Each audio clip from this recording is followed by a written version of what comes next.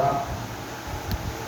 Faz uma declaração dizendo que Jesus percorria toda a Galileia, ensinando nas suas sinagogas, pregando o Evangelho do Reino e curando todas as enfermidades. Nesta declaração, o evangelista Mateus registra as 3 marcas do ministério de Jesus: ensinamento, pregação e milagre. Jesus percorria toda a Galileia, ensinando, pregando e curando. Aleluia. Ao falar da pregação, Mateus é enfático, taxativo em dizer que Jesus pregava o Evangelho do Reino. Ao usar a frase Evangelho do Reino, Mateus deixa claro que o tema principal da pregação de Jesus era o Reino de Deus. Aleluia. Sim, perceberemos ao lermos o Evangelho escrito por Lucas que o Reino de Deus é o tema mais recorrente nas pregações e nos ensinamentos de Jesus registrados nesse livro. Os irmãos têm uma ideia, no capítulo 4, no versículo de número 17, Jesus inicia o seu ministério e ele começa a sua pregação, anunciando a chegada do Reino. Ele convida o povo ao arrependimento, dizendo: arrependei-vos e convertei-vos, porque o reino de Deus está próximo. No capítulo 5, do versículo 1 ao 16, Mateus registra o sermão de Jesus no monte, conhecido como as bem-aventuranças. Nesse sermão, Jesus revela, dá ênfase à ética do reino. No capítulo 6, no versículo 33, em Mateus, o Senhor Jesus nos exorta a priorizarmos o reino, de maneira que ele declara dizendo: buscai primeiro o reino de Deus. No capítulo 7, no versículo de número 21, Jesus vai falar sobre a entrada do reino, deixando claro que essa entrada é específica para um grupo de pessoas, os servos. E Jesus deixa claro que os servos não são simplesmente aqueles que o chamam de Senhor. Os servos são aqueles que fazem a vontade do Pai que está nos céus. Por isso ele declara dizendo: nem todo aquele que me diz Senhor, Senhor, entrará no reino de meu Pai, mas aquele que faz a vontade de meu Pai que está nos céus. No capítulo 16, versículo número 19, Jesus entrega na mão da igreja, representada por Pedro, as chaves do reino, a autoridade para exercer no reino. Então, como nós já podemos observar, o reino de Deus era de fato o tema principal da pregação de Jesus. Ao lermos os 4 evangelhos, Mateus, Marcos e Lucas, especificamente os evangelhos sinódicos, Mateus, Marcos e Lucas, perceberemos que esses evangelhos registram pelo menos 40 parábolas citadas por Jesus. Dessas 40 parábolas, 7 são registradas por Mateus no capítulo 13, as quais fazem menção, referência direta ao reino. Essas 7 parábolas se dividem, podem ser divididas em 4 sessões. Na primeira sessão, Jesus vai falar sobre a parábola do semeador e a parábola do joio do trigo, para retratar a propagação do reino. Na segunda sessão, Jesus vai falar da parábola do grão de mostarda e do fermento, para retratar o crescimento gradativo do reino. Na terceira sessão, Jesus vai falar sobre a parábola, ou as parábolas do tesouro escondido e da pérola, para retratar o valor do reino. Na quarta e última sessão, Jesus vai falar da parábola da rede lançada ao mar, para retratar a consumação do reino, o aspecto futurístico escatológico do reino.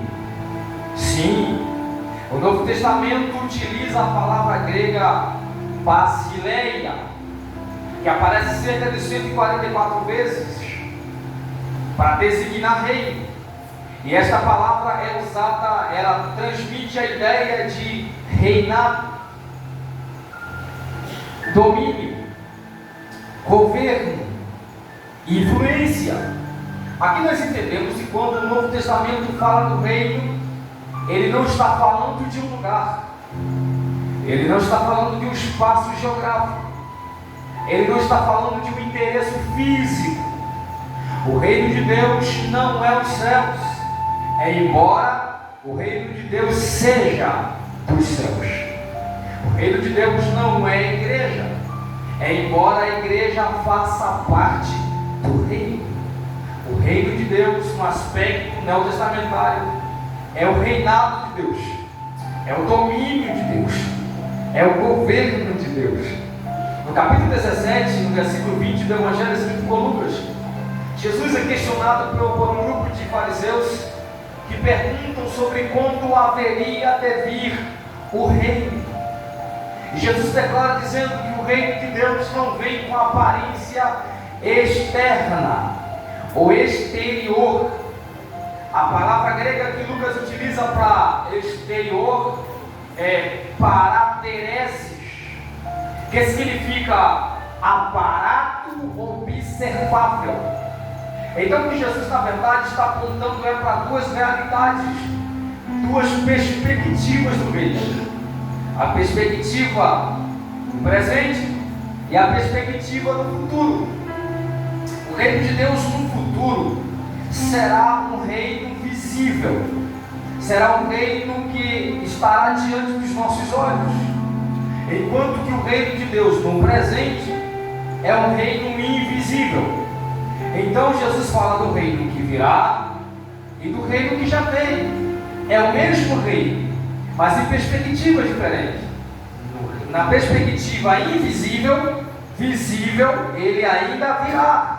Por isso oramos, venha a nós o teu reino. Mas na perspectiva do presente, ele já veio. Por isso, ainda no capítulo 17, versículo 21, ele diz: não podereis dizer, ei-lo aqui, ou ei-lo ali, porque o reino de Deus está dentro de vós. Então, Jesus está deixando claro, quando ele diz que o reino está dentro de vós, ele não está falando de uma geografia, não são essas quatro paredes, não há um endereço fixo. Ele está falando do domínio, do governo de Deus. Por quê? Porque o reino de Deus, irmãos, a manifestação do reino não tem a ver com o lugar. A manifestação do reino tem a ver com a manifestação do reino. Então, o reino, onde o rei está, ali também estará o seu reino. Então, o que define o reino de Deus não é o ambiente. O que define o reino de Deus é a presença do rei no ambiente. Há ambientes, há templos que tem aparência de rei, tem grandeza de rei, tem a majestade de um rei, tem a suntuosidade de um rei, mas não é rei. Por quê? Porque o rei não está lá. Em contrapartida, há ambientes que são mais simples, não tem a suntuosidade de um rei, não tem a formalidade de um reino, não tem a aparência de um reino, mas é reino. Por quê? Porque o rei está presente. Glória! Eu creio que nessa noite eu estou diante do reino de Deus. Por quê? Porque a presença do rei já está presente em nosso meio. Quantos concordam e entendem que a presença do rei está aqui? Levante as suas mãos e glorifique ao Senhor. Aleluia! Então o reino, irmãos, tem a ver com a presença do rei. Ora, olhando para a perspectiva ou para a história secular e para a história bíblica, podemos entender como se o reino de Deus, de um reino, define-se por alguns elementos. Existem alguns elementos que compõem um reino, que caracterizam um reino, que evidenciam a presença de um reino. O primeiro elemento que serve como evidência de que o reino está presente é o rei. Todo reino, para ser reino, precisa de um rei. Aquele que governa, aquele que domina, aquele que rege. Se Deus tem um reino, irmão, quem é o rei desse rei? O salmista Davi, no Salmo 99, no verso 1, declara dizendo: o Senhor reina, tremam os povos, Ele está sentado entre os querubins, comova-se a terra. Quem é o rei desse reino? É o Senhor. O Antigo Testamento utiliza duas palavras hebraicas para Senhor: a palavra Yahvé e a palavra Adonai. Então o que o salmista está dizendo é: Adonai reina, Yahvé reina, o Senhor reina. Sim, no livro de Deuteronômio, capítulo 6, versículo 4, existe uma oração milenar que era realizada na época de Moisés e é realizada até hoje pelos judeus, conhecida como Shema. Shema é um verbo hebraico que significa ouvir. A oração que nós encontramos em Deuteronômio capítulo 6, versículo 4, a seguinte oração: Shema Israel, Adonai Elohim, Adonai Echad. Ou seja, ouve Israel, o Senhor nosso Deus é o único Senhor. Olha isso, irmãos. O que o texto está dizendo é que só há um Deus, que é o Senhor, e só há um Senhor, que é Deus. E o salmista está dizendo no Salmo 99: esse Senhor que é Deus reina. Aleluia. Ele reina sobre todas as coisas. O salmista está vindo no Salmo 23 declara dizendo: o Senhor Yahvé é o meu pastor, nada me faltará. Olha como antes da ênfase ao pastoreado de Deus, ele dá ênfase ao senhorio. Antes dele ser o meu pastor, ele é o meu Senhor. É Ele que governa, é Ele que comanda, é Ele que rege a minha vida. Oh, glória a Deus! Quando o salmista diz no Salmo 99, Ele está sentado entre os querubins, a ideia de entronização. Então o que o salmista está dizendo é: Ele está entronizado. A palavra trono, irmãos, é usado muitas vezes na Bíblia Sagrada para transmitir a ideia de domínio, de governo, de reino. Talvez seja o principal símbolo do reino de Deus. Isaías tem essa visão do Senhor, o Senhor que reina, assentado sobre o trono.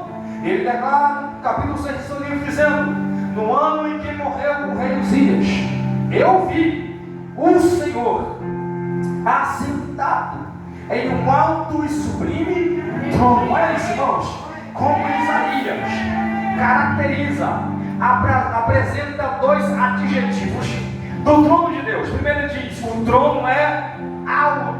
Segundo, ele é sublime. A palavra sublime é o superlativo de belo, belíssimo. Ok? O trono representa o rei. Então Isaías está dizendo: o reino de Deus é alto, é belo, é sublime, é formoso, é admirável de se ver. Mas quando Isaías diz que é alto, a ideia que Isaías nos passa, irmãos, é que o trono de Deus é inalcançável. Então o que Isaías está dizendo olha, o trono de Deus é alto, é inalcançável. É como se Isaías tentasse alcançar o trono, pegar o trono, e ele diz: não dá, está muito acima. Ninguém consegue tirá-lo do trono, ninguém consegue tirá-lo do domínio, ninguém consegue tirá-lo do governo. Ele está sentado acima de todas as coisas, ele governa sobre tudo. O mesmo Isaías, para transmitir essa ideia desse trono inalcançável, no capítulo 40, ele declara dizendo que o Senhor está sentado sobre o globo da terra, cujos moradores são para ele como gafanhotos. Olha a grandeza desse rei. Isaías ainda vai, irmão, discorrer, nos trazendo a ideia, uma visão terrena sobre a grandeza desse rei. Primeiro, no capítulo 40, Isaías declara dizendo que ele recolhe todas as águas da terra. As águas ele recolhe, ou ele põe na concha da sua mão. Isaías nos dá uma ideia da grandeza desse rei. Olha isso, ele diz mais, que ele recolhe a todo o pó da terra numa medida. Será que é grande esse rei, irmãos? Isaías diz mais, que ele pesa os outeiros em balanças e os montes em peso. Isaías está nos dando uma dimensão da grandeza desse rei na perspectiva terrena. Porém, Isaías resolve olhar para cima, resolve olhar para o céu. Olha isso aqui, irmãos. De acordo com a astronomia, o universo observável, irmã Cineia, o universo observável, que dá para enxergar por meio de telescópio, o universo observável, ele mede aproximadamente 93 bilhões de anos-luz. O ano-luz equivale à medida da distância que uma luz percorre em um ano. A luz viaja aproximadamente cerca de 300 mil quilômetros por segundo.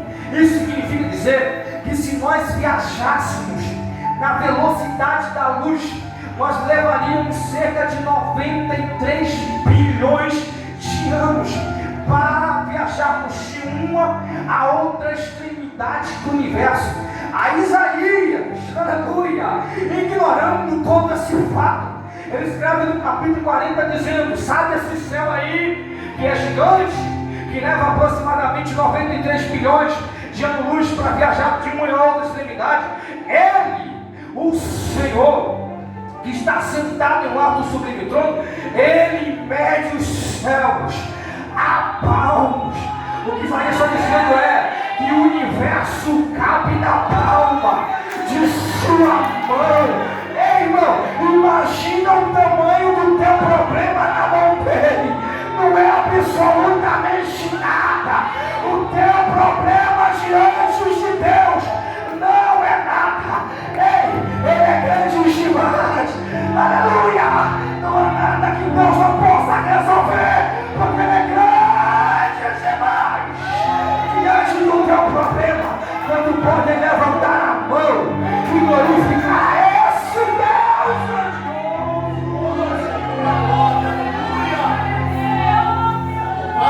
Aleluia! O reino tem um rei e ele domina o universo.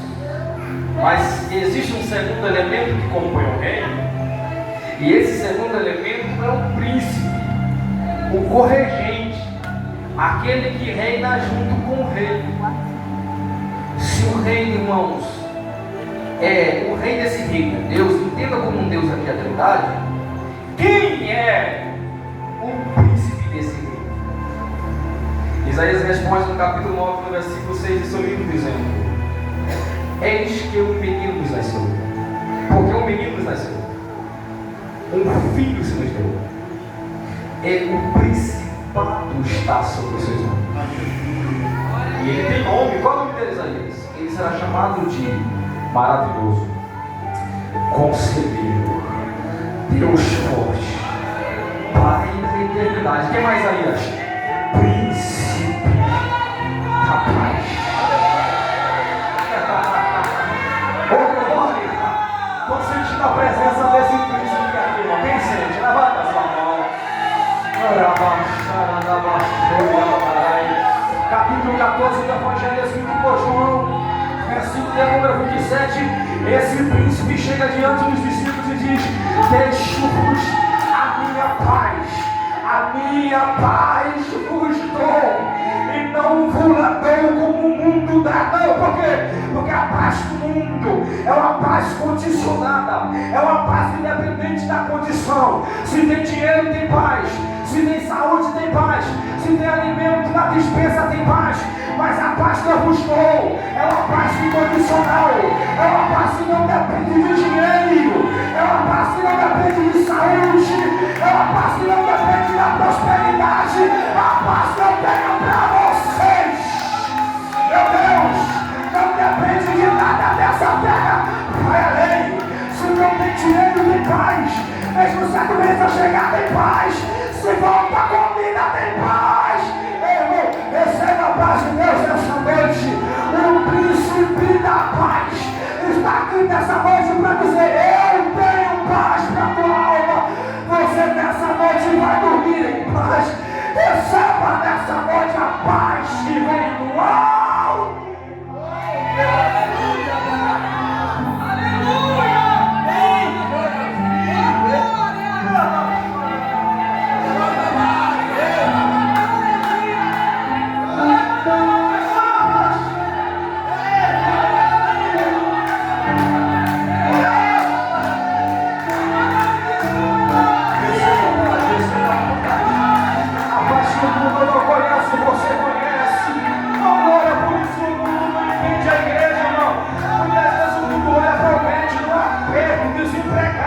Passando dificuldade, pensa, agora ele vai murmurar, agora ele vai baixar a cabeça para você em paz. Em paz, porque quem cuida de você está sentado sobre o trono e ele nunca vai deixar você desamparado. Você está sob o cuidado do Rei da Glória.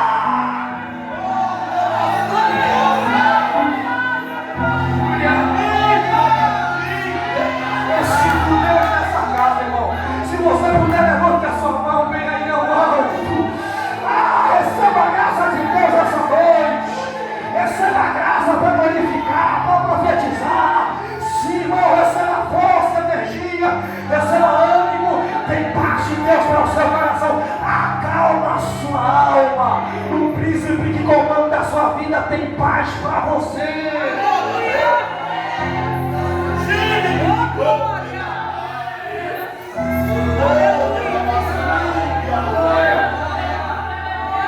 Vamos lá para a gente concluir. O reino tem um rei. Aleluia. O reino tem um príncipe. Oh, glória. Mas existe um terceiro elemento que compõe o reino. Oh, Jesus. Oh, presença maravilhosa. Glória. Oh, glória. Você consegue sentir a presença do príncipe mesmo?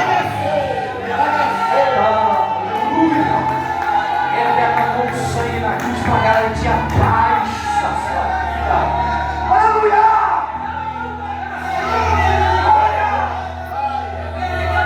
Terceiro elemento, irmãos, é o povo. Todo reino, para ser reino, precisa de um povo. Se o rei é Deus, se o príncipe é Cristo, quem é o povo desse reino? Pedro responde na sua primeira epístola, capítulo 2, versículo 9 e 10, diz assim: mas vós, vós o que, Pedro? Sois o que? A geração eleita, o sacerdócio real, a nação santa. Que mais, Pedro? O povo adquirido. Ele vos adquiriu para quê? Porque nos cientes da virtude daquele que nos chamou das trevas para a sua maravilhosa luz. Vós! Que é o quarto elemento que faz parte do reino, que é o regime de governo. Regime de governo é o meio pelo qual o rei exerce poder sobre o povo. O nosso país, embora não seja o reino, tem um regime, que é a democracia. Democracia é governo. Democracia é governo do povo. Governo do povo por quê? Por conta de alguns direitos, como a liberdade de expressão, o direito de vir, mas principalmente por causa da eleição. Na democracia, o povo elege, o povo é o eleitor, o governante é o eleito, é o povo que escolhe o seu governante. Só que o reino de Deus também tem um regime de governo, e o regime de governo do reino de Deus não é a democracia. O regime de governo do reino de Deus, irmãos, é a teocracia.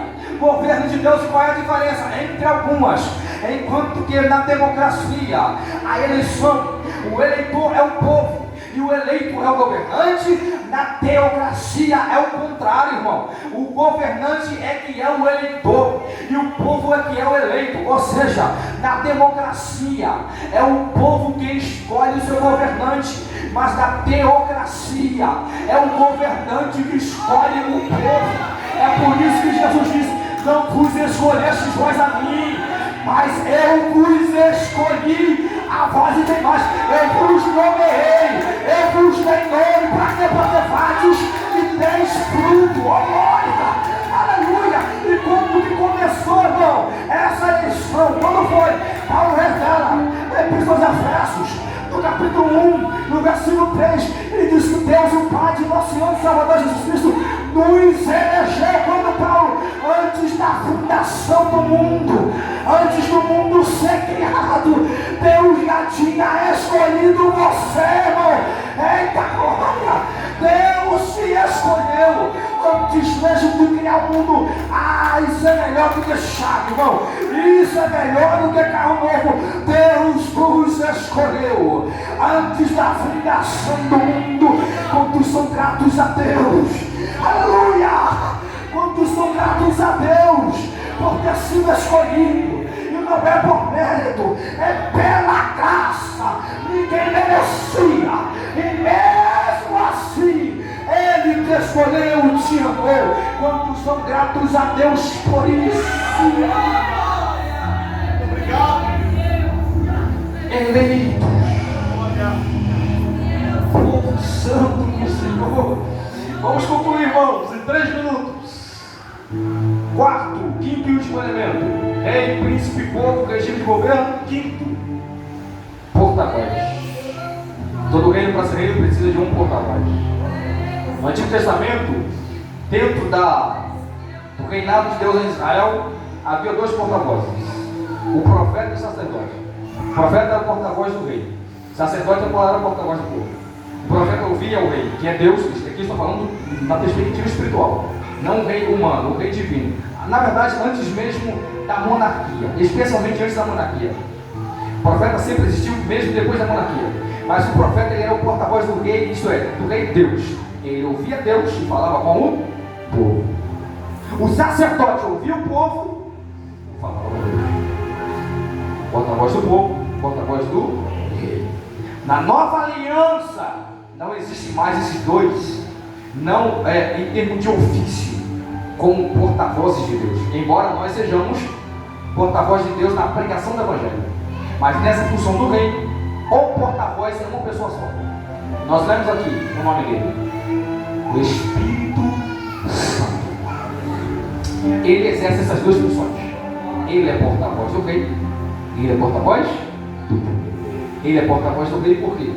Porque ele comunica para o povo, a igreja, a vontade do rei. É ele que inspirou os escritores para escrever essas escrituras.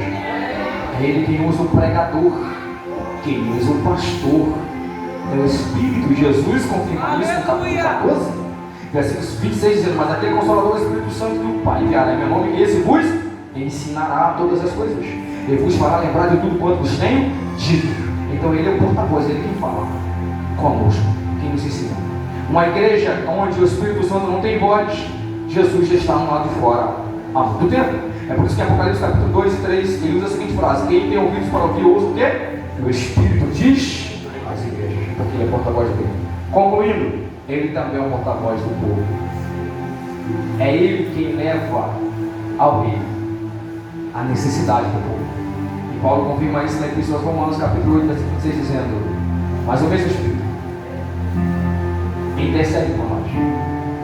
Ele deixa claro dizendo que nós não sabemos orar como convém, mas o mesmo Espírito ajuda a nossa fraqueza, porque nós não sabemos orar como convém, não sabemos orar, pedir como deveríamos, mas o mesmo Espírito intercede por nós. Como? Com gemidos inexprimíveis.